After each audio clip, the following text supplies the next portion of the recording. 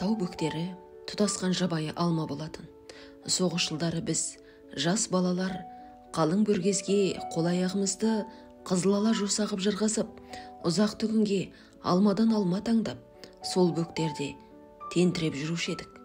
Қышқылтымақ алма, тістегеніңде мұз шайнағандай қаршылдайтын. Сәлден кейін тіпті тісті қамап қалатын да, зарға ақтырып, бастырмай тастайтын. Сонда да жейтінбіз. Тапшылықта қабысқан қарынды алмамен болса да істелеп жұбату керек. Ішіміз көгеріп, ауырсынан қылдап жататын кезімізде көп еді. Қоңыр самал соғатын. Итмұрын, қарақат, бүргездердің неше алуан иісі аңқитын. Бірақ ағалманың, жабай алманың қымыз иісі бәрінен ерекше еді. Қай жағыңа қарасаң да бұдақтары сынып кетердей боп иіліп, көзді арбаған ақ алма сықасып тұратын. Тістеріміз жарқырап, қашыр-қашыр шайнайтынбыз. Кешке қарай өрістен қайтқан малмен бірге алма толы бір-бір дорба қоржындарымызды арқалап, бізде ауылға бет алатынбыз.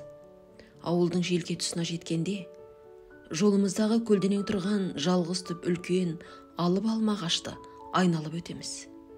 Ірі ақ алмалар жерге түсіп, төгіліп жатады. Бірақ біз оған жолай алмаймыз. Өйткені бұралқы қарағаншық соның түбіндегі үңгірді мекендеп алған. Жылда күшік дейді де, бізді мүлде маңайлатпайды. Жақындап кетсек ақ, үңгір түбінен тістері сақылдап, ырылдап, зәре құтымызды ұшырады. Қарағаншық жайында балалардың арасында рас өтіргі аралас толып жатқан аңыз әңгімелер де бар. Кейде бірімізден біріміз білгішсініп, асып түсу үшін сол әңгімелерді жарыс айтатынбыз. Қарағаншықтың анасы қыран бүркітпен құмай тазыдан туған желқұйын тұйғын екен. Кезінде бұл төңіректе жортқан төрт аяқ аңнан аң қоймапты. Қолтығында қанаты болған көрінеді. Ал одан туған Қарағаншықта соғысқа дейін атағы жер жарған таз екен. Иесі бәсен соғысқа аттанып, әйелі жайдар көрші аудандағы төркіндеріне көшіп кеткен соң, Қарағаншық далада қаңғып қалып қойған. Жайдар өзімен бірге әкетпек боп, қаншама әуреге түскенімен, Қарағаншық жат жерге баспай қойыпты. Тіпті бір жолы Жайдар әдейілеп іздеп кеп, қаңғып жүрген Қарағаншықты шақырып ап, алдына астық тамақ қойып, мойнынан құшақтай отырып, жылап, кәдімгі адаммен сөйлескендей оған: "Мұның не, Көкінай-ау, менен неге қашасың? Не жаманшылығымды көрдің? Әлде көшкеніме қарсымысың? Бәсенім аман есен қайтқан соң, әлі қайтып келеміз ғой бұл жаққа. Оған дейін бір жерде болайық та" деп назын айтыпты. Сөйтіп, жіппен байлап жетектеп әкетіпті. Бірақ бірер айдан кейін Қарағаншық үйренген жеріне қайта қашып келген екен.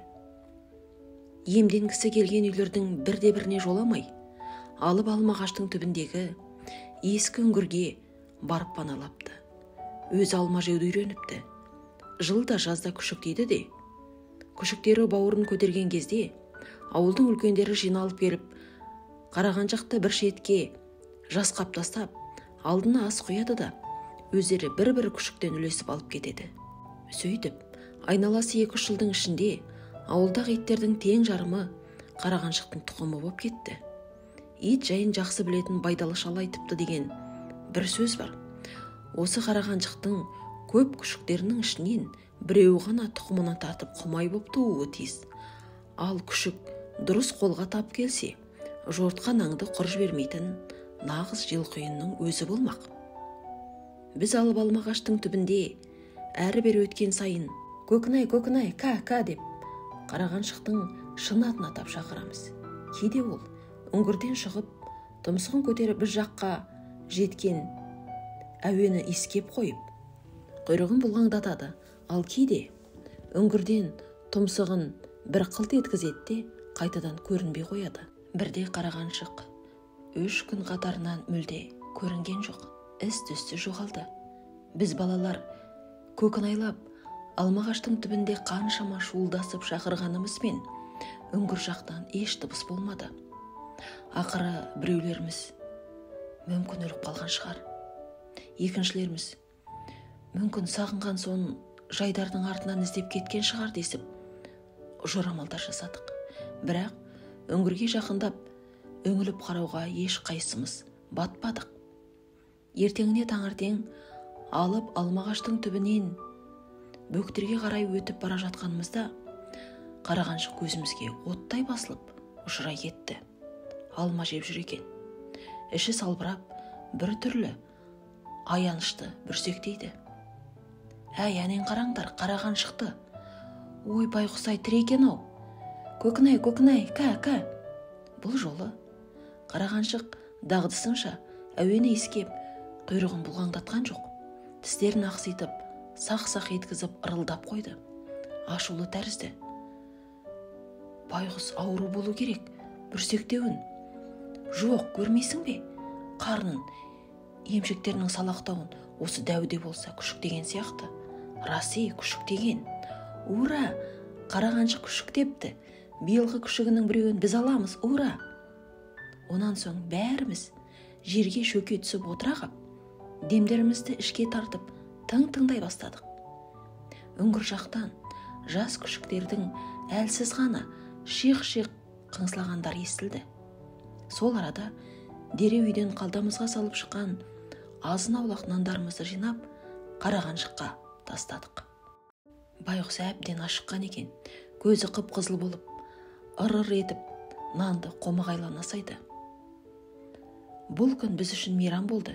Төскейде алма теріп жүріп, айтатын екі әңгімеміздің бірі қарағаншық төңірегінде.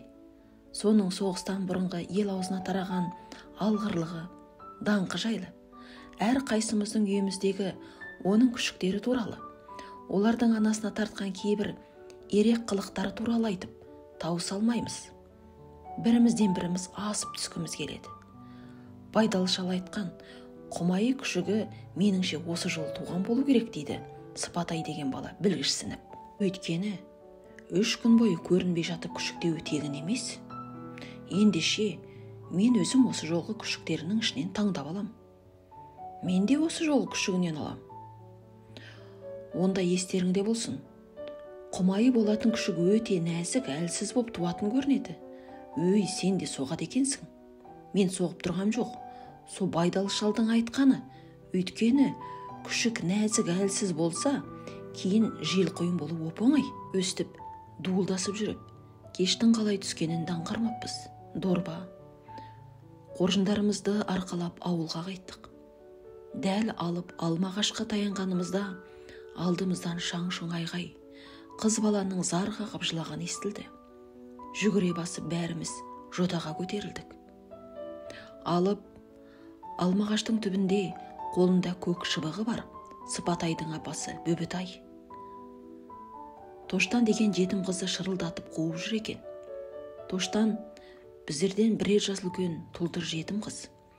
Шешесі жағынан ағайындас болған соң, Бөбітай оны қолына кіргізіп алған еді. Ертеден кешке дейін үй шаруасын істейтін. Міне сол Тоштан қолында күрегі бар, зар еңіреп қашып жылап жүр. Апатай-ау, апатай, басқа не айтсаңыз да істейін, бірақ мұныңызды істей алмаймын, апатай. Обал ғой, апатай, деп жылайды. Мен саған көмдеймін, жаманғар.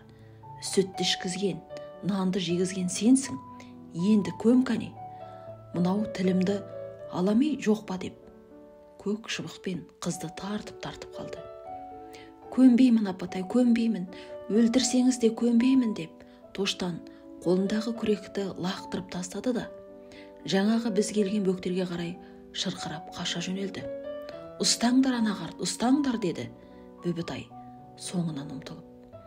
Біз тегіс дорбаларымызды тастай сала Тоштанның артынан қуған болдық. Бірақ сирағы ұзын қыз жеткізсін бе? Лезде қалың бүргездің арасына кіріп адастырып кетті.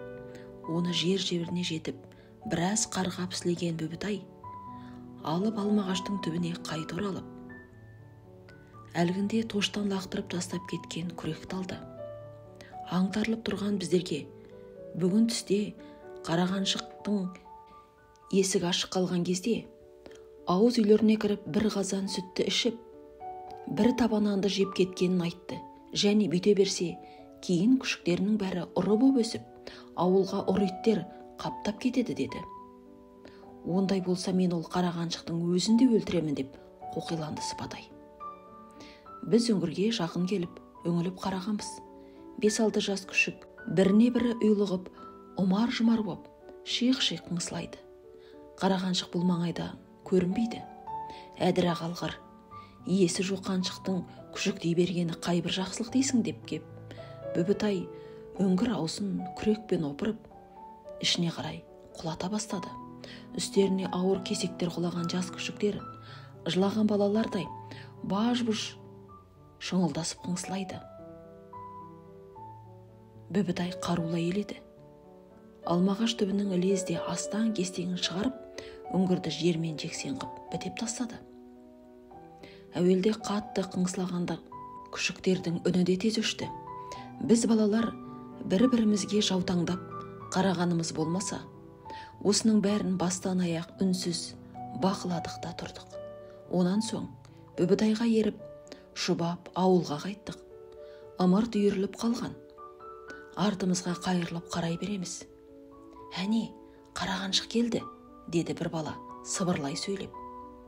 Алып алмағаштың түбінде жер ескелеп қара қаншық жүр екен. Бір-екі рет әлдекімді шақырғандай үріп қойды. Онан соң қыңсылады. Жер тырмалап ұлыды. Ертеңіне таңертең тұраса біз балалар алып алмағаштың түбіне тартқанбыз. Әуел алыстай тұрып, көкінай, ка деп шақырып көрдік.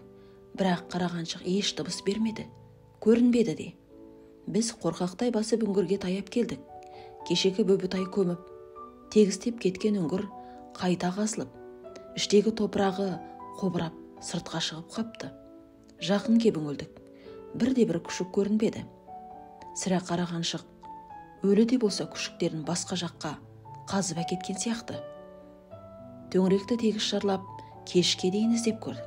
Бірақ қара қаншықты да, оның өлі күшіктерін де таба алмадық. Қара қаншық со күйі үшті-күйлі жоғалды. Біз біраз уақытқа дейін сөз қылып жүрдік те, кейін ұмыта бастадық. Алып алмағаштың алмасы өзімізге қалды. Үйден шыға саламызда күні бойы соның түбінде боламыз. Асық ойнаймыз. Онан қала берсе, үңгірді кеңейтіп, түбіне сабан төсеп, үйшік жасаймыз. Күзге қарай алып алмағаштың да ағалмасы сарғылданып, уылжып пісе бастады. Қанша жесең де тісіңді қармамайды. Дорбаға толтырып үйге келгеніңше езіліп кетеді.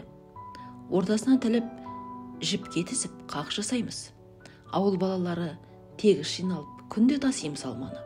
Аз күннің ішінде алмағаштың алмасы тек биіктегі боталарының ұшар бастарында ғана қалды.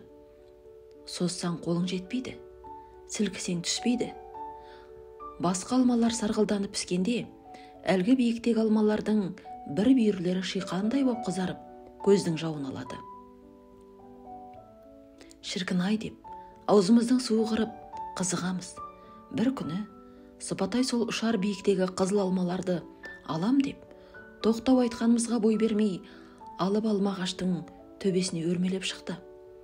Қызыл алмаларға жетіп, енді қол соза бергенде, аяғын тіреп тұрған бұтақ сынып кетіп, төмен қарай құлап түсті. Балалар шу ете қалдық. Жүгіріп жанына барсақ, көк беңбек боп тыныстай алмай бүгжиіп қапты. Бір-екі бала аттандап ауылға қарай жүгірді. Ағыл-тегіл еңіреп Бүбітай жетті. Баласын жерден көтеріп алған, былқ-сылқ етіп ыңыранғаны болмаса тілге келмеді. Сыпатайдың өлімінен кейін шешелеріміз бізді алмаға жіберуді қойды. Бөктерге қарай аяғымызды қия басудан қалдық. Сол екі арада қыс түсті. Біздің ауылдың әу баста колхоз боп қалай үйісқанын біз кейінгі жас ұрпақта үлкендер айтқан әңгімелерден ғана білеміз. Біздің ауыл алмалы деп аталады. Өйткені жердің атын жабай алма сыңсып өскен тау бөктерін солай деп атайды. Колхоз үйісқанға дейін бұл тауда жабай алманы қорек етіп аю өріп жүреді екен. Сондықтан болар, кейбір үлкендер күні бүгінге дейін жабай алманы аю алма деп атайды. Ол кезде алма жегісі келгендер жүйрік атпен кеп, алманы ат үстінде тұрып жинайды екен. Егер адамның алманы үзіп жатқанын бір аю көріп қалса, қазандай тасты көтеріп ап, ақырып қуатын көрінеді. Сонда бүкіл алмалы бойының аюлары тегісін қосып, біздің алмамызда адамзаттың не құқығы бар? Десіп, долданып, жер көкті азан-қазан етіп, тітірентіп жібереді екен. Әжеміз осы әңгімені айтып отырған кезде, біздердің зәреміз ұшушы еді. Бір көрімі, біз туған кезде сол өріп жүрген аюлардан ізде қалмапты. Ол кезден қалған бір ғана белгі, әлгі алып алмағаштың түбіндегі үңгір ғана. Оны аюлардың патшасы мекен депті. Екі адамның құшағы әзер жететін кәрі алмағаш о баста киелі саналған көрінеді. Ар өткен, бер өткен көшпелі ел әлгі киелі ағашқа қызыл байлап, яки теңге тағып өтетін бопты. Ал аюлардың патшасы сол ғұрыпты түсініп, ондай адамға тимейді екен. Ол алмағаштың түбінен өткендеріңде ең болмаса шөбере келіп кетіп жүріңдер деп қоятын әжем. Түу әже, соғанда сенесіз бе? Киелі түгі де жоқ дейтін сондайда Нәзира әпкем. Тегірі, тіліңді есейін босы деп әжем зекіп тастайды. Әжеміз діншіл адам. Ертелі кеш аузынан алласын тастамайды. 5 уақыт намаз оқиды. Ең соңында ылғи күбірлей сөйлеп, жаратқан, ондағысын онда, мұндағысын мұнда бір өзің медет бола көр деп қоятын. Онан соң жапырлай қарап тұрған бізге, о жаман түгелер, кәне алақандарыңды жайып, көкеміз аман қыла көр деп, жақсы тілеу тілеңдер деп бұйыратын. Біз жапа-тармағай қолымызды жайып, көкеміз аман қыла көр, көкемді аман қыла көр деп, әлденеше қайталап тілеу тілейтінбіз. Түсімірейе қалған түрлеріміз күлкілі болу керек. Үй шаруасын істеп жүрген Нәзира әпкем шыдай алмай, мырс беретін де зытып далаға кететін. Осыған бірдеңе көрінетін шығар, үй пәтуәсіз неме, деп, әжем оның соңынан күйіп пісіп қалатын. Тегінде, әжем мен Нәзира әпкем екеуінің арасында ымыраға келмес, алшақтық болушы еді. Әпкем, әжемнің әрекеттерінің бәріне, әсіресе діншілдігіне күле қарайтын да, соны сезіп қалатын әжем оған күйіп пісіп ыза болатын. Нәзира әпкем соғыс басталардың алдында аудан орталығында оқып, 7-ші класты бітірген. Онан әрі оқыған жоқ. Көкем әскерге кетісімен, апама қолғабыс етем, 4 ұсақ бала мен әжемді асырауға жәрдем етем деп, үйде қалды. Қысы жазы апаммен бірге жүріп, колхоз жұмысын істейді. Осыдан 3 жыл бұрын ілмеген апарық қыз еді. Бүгінде қол-аяғы балғадай бой жеткен болды. Көрші қалаң кемпір шалдың бірі. Па шіркін, қыз өссе Нәзирадай боп өссін. Бір үйдің ер азаматын жоқтатпас деп тамсанады. Сондайда араға әжем келігеді. Осы жұрт сұқтанбасы жүр алмайды деймін, түге.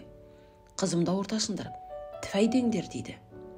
Онан сүйінге кіріп, қазандықтың күйесін саусағына жағып, қайта шығады. Әй Нәзира, бері келші. Немен әже, бері кел. Аңқалақтап жүгіріп келген Нәзира әпкем, не айтасыз деп, әжемнің неге шақырғанын біле тұра. Еңкейші бері, құлағыңа бірден айтайын. Нәзира әпкем еңкейген кезде, әжем саусағындағы күйені оның бір жақ шекесіне болар-болмас жағып қояды. Болды, бара ғой. Түу әжей, осыған бола жұмысымнан бөліп, маған ешкімнің көзі де тілі де тимейді. Тәйдір, көпір сөйлеме.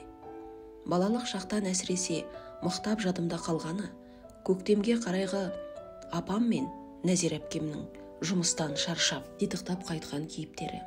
Күн ұзын, соқа мен жер жыртып, қара суықта өңдері қап-қара боп тотығып, шаң топыраққа батып, әбден қалжырап қайтатын. Апамның белінің шойырылмасы бар еді. Сол жанына бататын болса керек. Қабағы кіржиіп, күйзелген кескінімен өзін салқын ұстайтын. Қарсы алдынан жаутаңдап өре түрегелгендеріміздің еш қайсымызға да түс жылытып еркелетпейтін. Ләмми деместен тасқып байлап алған белін шешетін де, пештің іргесіне барып, қашан белінің сырқырағаны басылғанша қозғалмай отыратын да қоятын. Сонан кейін ғана божылдай қайнаған шәугімді алдын алып, маңдайы терши түсіп, тұз қосып, ақ су шай ішуге кірісетін.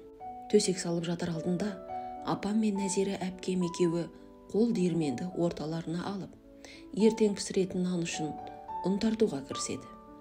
Біз ұсақ балалар тауықтың балапандарынша шүпірлеп кеп, әжеміздің бауырына кіреміз. Бізді ұйықтату үшін әжеміз ұзақ ертегі бастайды. Үйдің іші ала көлеңке, жалп-жұлп етіп сығырайып, жанған май шамның жарығы қуыс-қуысқа жете бермейді. Ірге жақтар күңгір тартып, зәреміз ұшырады. Әжемізге қарай тығыла түсеміз. Әже, бері қарап жатшы, әже мен жаққа қарашы, деп тұс-тұстан тартқылап қоямыз. Апам мен Нәзира әпкем екеуінің әңгімелері өздерінше, қол диірменді бір қалыпты баяу ғана айналдыра отырып, колхоздың жұмысы жайлы, соғыс жайлы екеуара күңкілдеп сөз етеді. Ол екеуінің әңгімелері бізге онша қызық емес. Кейде әжеміз айтып жатқан ертегісін үзіп тастап, «Тоқымды сеуіп болдыңдар ма?» деп сұрайды апамнан. «Жоқ, кіші Ақбелге ертең түсеміз, сонымен боламыз» дейді апам, дауысын көтере үн қатып. «Тездетсеңдерші, топырақ құрғап кетпесін. Адам жетіспей жатыр емес пе?» Жаратқан бір Алла, кіші Ақбелге биыл не себетін едіңдер? Тары, жөн, ол жерге тары жақсы өседі. Баяғыда Жәпіш деген жатақ сол кіші Ақбелге бір қап тары сеуіп, 20-30 қап жинап алатын. Мұнан әрі әжеміз ертегісін қайта жалғастырып әкететін. Кейде әжеміз апам мен Нәзира әпкемнің әңгімелеріне құлағын түріп тына қалады. Сонан кейін не болды әже? Ары қарай айтсаңшы деп, біз әр бүйірден қыңқылдай бастаймыз. Жәтіге қоя тұрыңдаршы, сөз тыңдайын.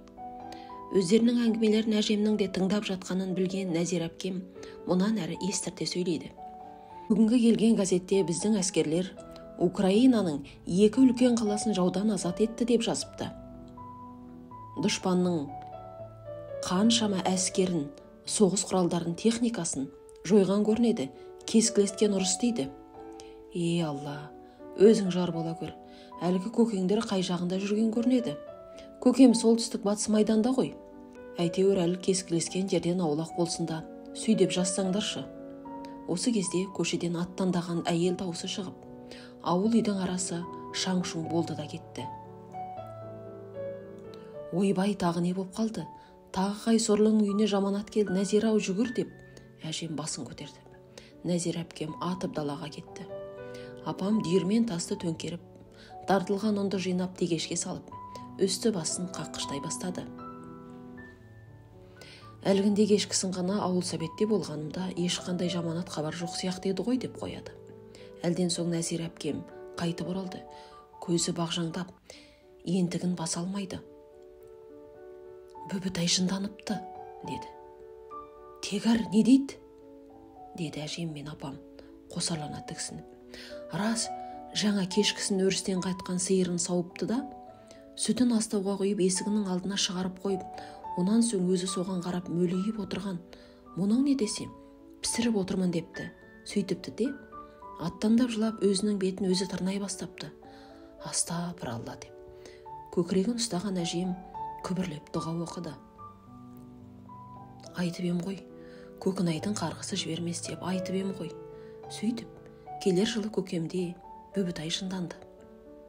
Ертеден қара кешке дейін есігінің алдына шығып отырып алады да, зарлап өлең айтады, жылайды. Күйеуінің, баласының аттарын атап, аттандап дауыс салады. Өзі қара қайыстай боп қатып семіп, түрі адам шошырлық күйге түсті.